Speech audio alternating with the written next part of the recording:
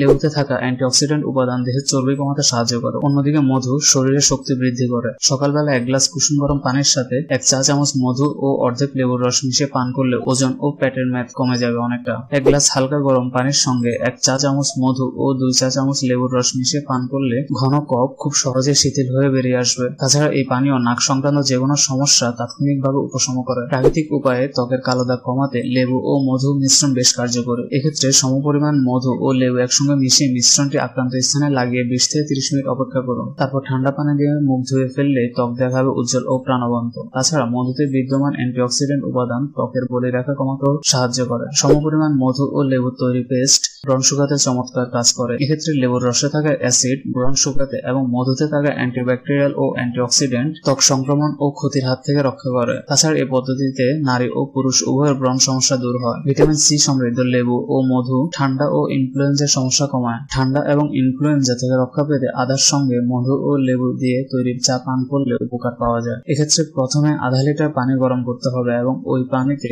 3 table চামচ মধু ও 3 table চামচ লেবু মেশাতে হবে। তারপর 2 টুকরা আদা মিশিয়ে কয়েক মিনিট অপেক্ষা করে নামিয়ে ফেলতে হবে। 1 গ্লাস পানির সঙ্গে 1 চা চামচ মধু ও 2 চা চামচ তাজা লেবুর রস মিশিয়ে পান করলে আলসার, উচ্চমাত্রার অ্যাসিডিটি ও বদহজম জনিত সমস্যা ইত্যাদি থেকে পরিত্রাণ পাওয়া যায়। তাছাড়া পানীয়টি ত্বকের পিএইচ লেভেল স্বাভাবিক রাখে। সমপরিমাণ মধু ও লেবু দিয়ে তৈরি পেস্ট আক্রান্ত স্থানে লাগালে ছোটখাটো আঘাত খুব সহজে ভালো হয়, কারণ লেবু ও মধু দুটিতে অ্যান্টিব্যাকটেরিয়াল উপাদান রয়েছে যা ক্ষতিকর ব্যাকটেরিয়া ধ্বংসের মাধ্যমে সংক্রমণের হাত থেকে রক্ষা করে আরোগ্য লাভ করতে সহায়তা করে। তাছাড়া পেস্টটি পোকামাকড়ের কামড় দেওয়া জায়গায় লাগালে চুলকানি ও জ্বালা পোড়া অনেকটা কমে।